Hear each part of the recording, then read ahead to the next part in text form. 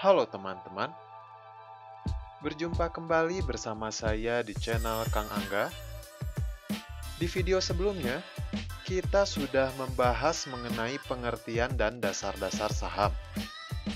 Nah, pada kesempatan kali ini, saya akan menjelaskan tentang resiko dan keuntungan yang akan teman-teman dapatkan ketika berinvestasi di saham.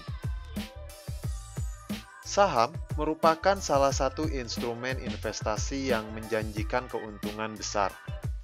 Namun, teman-teman juga perlu memahami bahwa berinvestasi di saham juga memiliki resiko yang tinggi, atau dalam kata lain disebut juga dengan high risk, high return. Sebelum membahas keuntungan dan resiko berinvestasi di saham, saya akan menjelaskan kenapa teman-teman harus berinvestasi di saham. Yang pertama,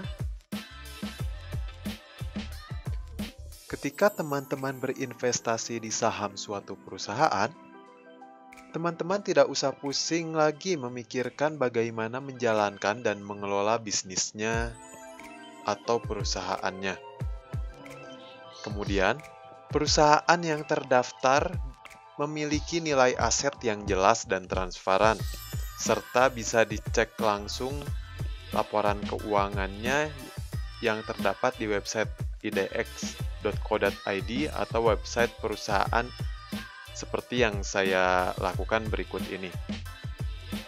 Untuk mengetahui laporan tahunan atau laporan keuangan suatu perusahaan, teman-teman bisa mencarinya di website ini, idx.co.id. Kemudian perusahaan tercatat, laporan keuangan dan tahunan. Kemudian tinggal masukkan kode saham perusahaannya. Misalnya saya ini memasukkan perusahaan EKAD, kemudian periodenya dipilih, tahunnya dipilih, tinggal cari. Kemudian di sini teman-teman bisa langsung mendownload laporan keuangan ataupun laporan tahunannya. Jika teman-teman ingin mengetahui laba ataupun aset perusahaan. Selain di website idx.co.id, teman-teman juga bisa mengeceknya di website perusahaannya secara langsung. Seperti ini, biasanya ada di bagian investor. Di sini juga ada beberapa pilihan. Ada laporan keuangan ataupun laporan tahunan. Bisa kita klik, kemudian tinggal kita download. Seperti itu teman-teman untuk mengetahui laporan keuangan ataupun aset yang ada di suatu perusahaan. Dan selanjutnya, produk yang dihasilkan oleh perusahaan yang terdaftar banyak yang digunakan atau dikonsumsi sehari-hari. Misalnya seperti sabun mandi atau sabun cuci yang merupakan hasil produksi perusahaan Unilever, Indomie yang dikeluarkan oleh Indofood, jaringan komunikasi yang disediakan oleh Telkom, serta jasa-jasa atau fasilitas keuangan yang disediakan oleh bank seperti Bank BCA, Bank Mandiri, Bank BRI, dan Bank BNI. Selanjutnya, dengan berinvestasi di saham, teman-teman dapat membantu meningkatkan perekonomian negara.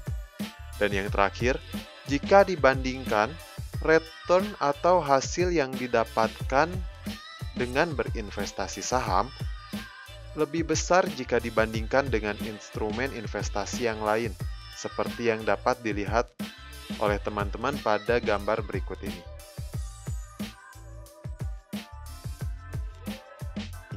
Bisa teman-teman lihat perbandingan beberapa instrumen investasi yang ada di Indonesia. Ada saham, emas, properti, surat berharga, deposito, dan tabungan. Dengan jangka waktu 10 tahun, dari 2002 hingga 2012, kenaikan atau return yang dihasilkan oleh saham jauh melebihi instrumen investasi yang lainnya. Dalam jangka waktu 10 tahun, hasil yang didapatkan dengan berinvestasi saham mencapai 916%. Nilai ini jauh melampaui nilai inflasi di negara kita.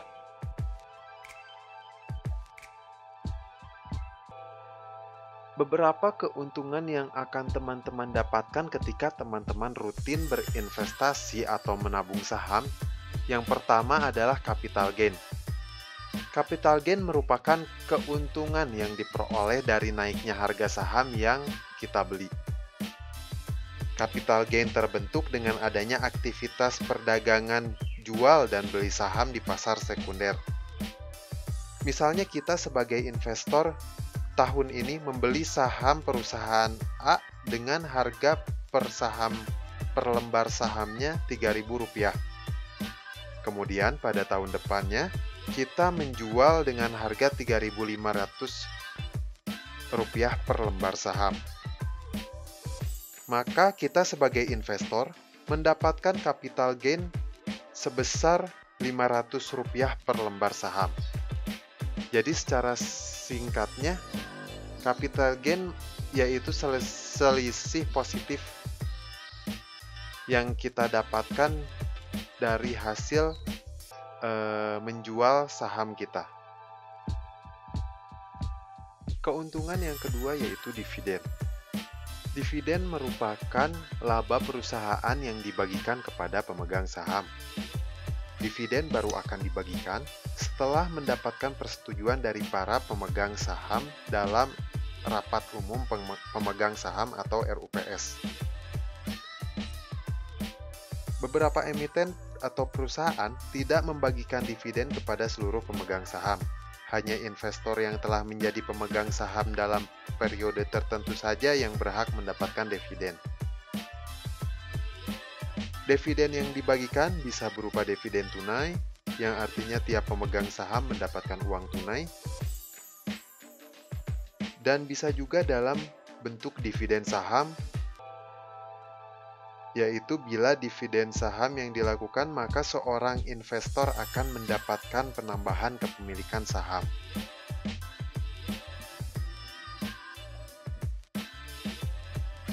Sebagai instrumen investasi, saham juga memiliki potensi resiko kerugian, yaitu capital loss, resiko likuiditas, dan resiko perusahaan bangkrut.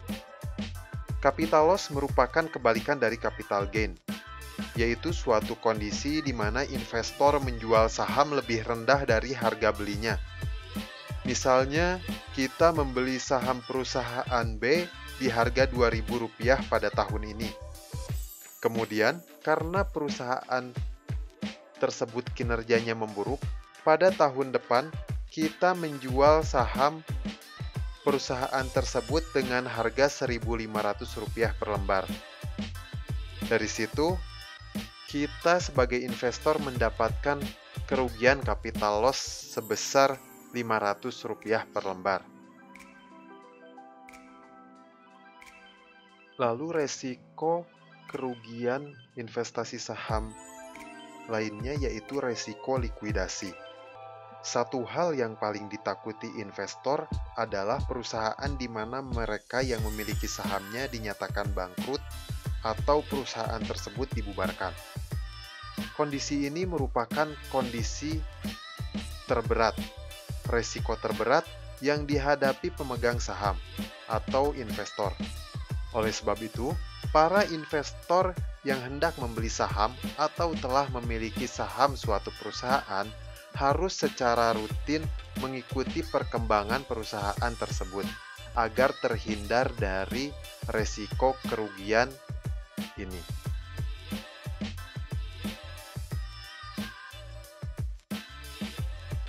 Oke teman-teman, sekian ngobrol saham kali ini. Semoga bisa dipahami dan bermanfaat untuk teman-teman semua. Ngobrol saham episode selanjutnya, saya akan berbagi tips dan trik untuk meminimalisir resiko kerugian dan mengoptimalkan keuntungan dalam berinvestasi saham. Jangan lupa like, share, komen, dan subscribe. Happy investing, yuk nabung saham!